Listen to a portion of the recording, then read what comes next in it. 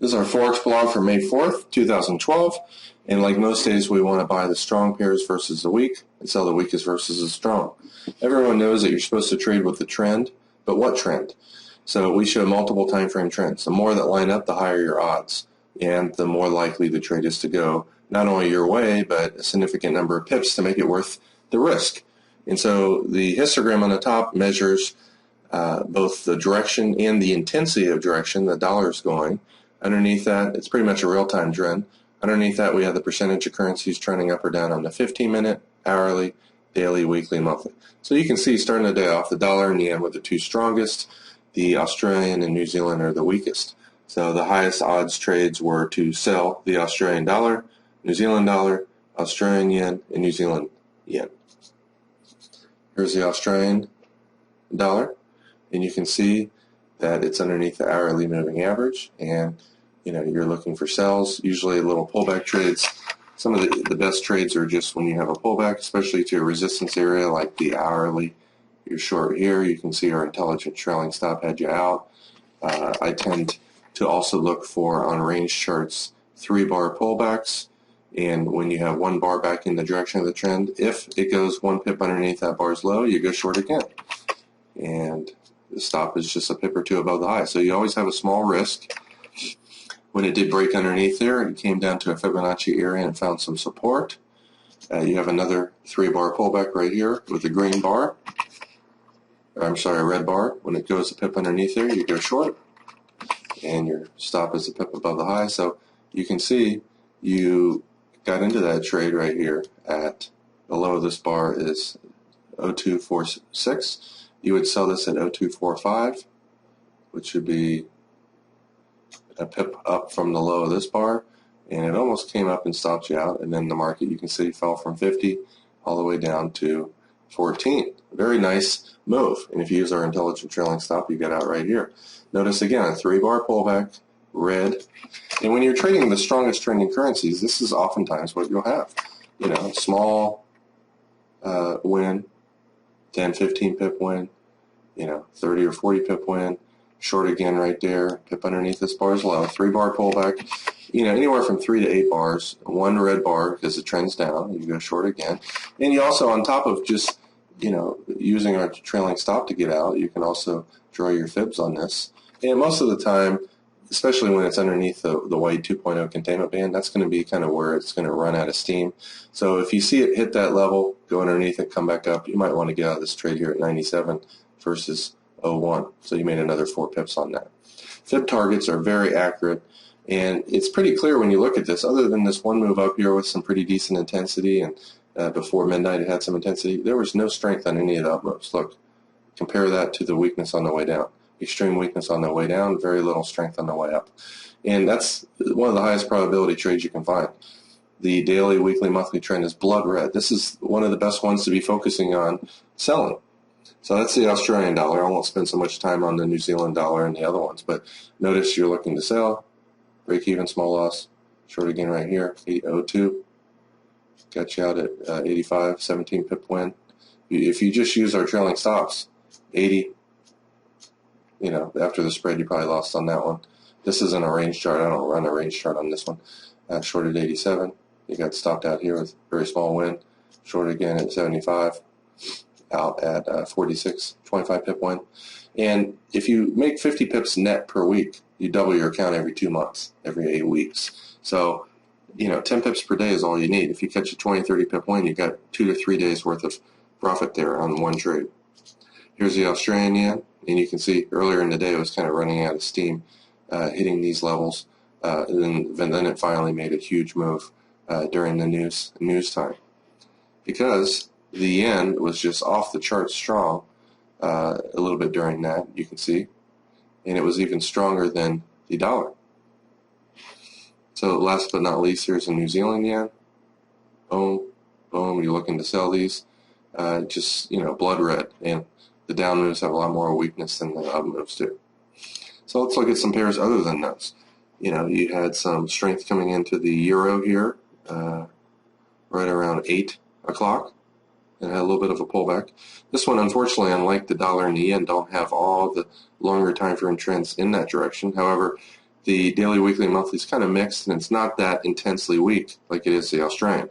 If you're going to do a counter trend trade against the longer term trend, if it looks like this, it's much more safe than if it's blood red like this. So some real-time weakness came in, and the dollar was relatively weak until about 10, from about 8 to 10. So you could have bought the euro dollar from 8 to 10. Here's 8 o'clock right here. You can see at 10 o'clock, it rose about 45 pips. And if you used our range charts, which I'll bring up right now, you can see that during the 8 to 10 period, here you have a 1, 2, 3, 4 bar pullback. One green bar, you buy it when it goes 1 pip above here at 40, and you can see it went up to 56, went up 16 pips. And for those of you who like to scalp, it's a wonderful way of trading. Look, here's 3 bars down, 1 green bar up. You would be buying this one right here at 49 with your stop right underneath the low at 43. Super tiny loss when you're wrong, and in this case, it went from 49 all the way up to 79. So 30 pip move. Now, you saw that the euro was strong. What if you traded that against the weakest ones, like the Australian or New Zealand? Wait till you see this. Today was an amazing euro-Australian trade. Look at this. Especially from 8 to 10. Went from about 28.20 to 29.20. 100 pip move. Here is the euro-New Zealand. And from 8 to 10. Around 64.50, we'll round up a little bit, all the way up over 100 pips. Amazing. And for those of you who like to do counter trend trades, this is only for people that have bigger accounts. I'd say probably 25, 50,000 or more, preferably 100, 200,000. Above the 3.0 containment bands, this is where I like to trade. It's probably 40% of my results. I'll just put it that way since we're a regulated industry. Containment bands, 3.0. I like to mark them green, and I'm not going to be an idiot and just sell one of the strongest currencies. However, when I start to see it going sideways like this, I will put a light position on, and if it goes to the next fib target, which is up here, I will get aggressively heavier into my position.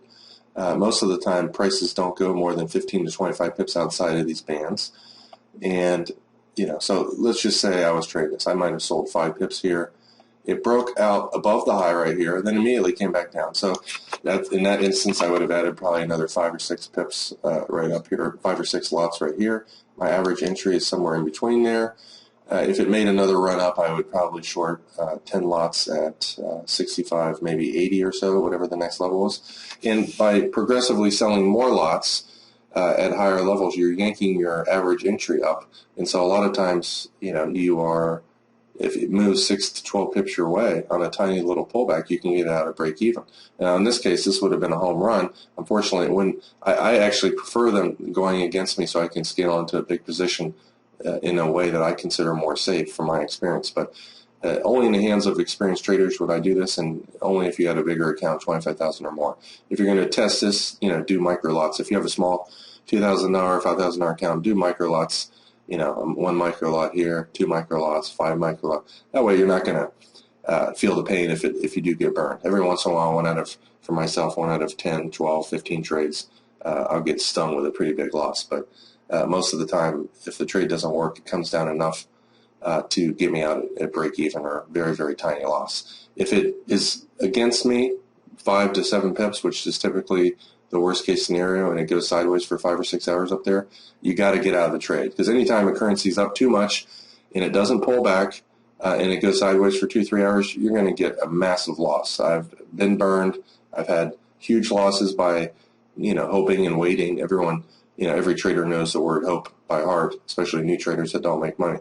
So, trust me, if it doesn't come your way within a half an hour, goes sideways for an hour or two, get the hell out and take whatever the loss is, because you're going to be wishing you would have had that loss. Even if it seems like a huge loss to you, it sure beats losing 5 times more. So be careful if you do that method.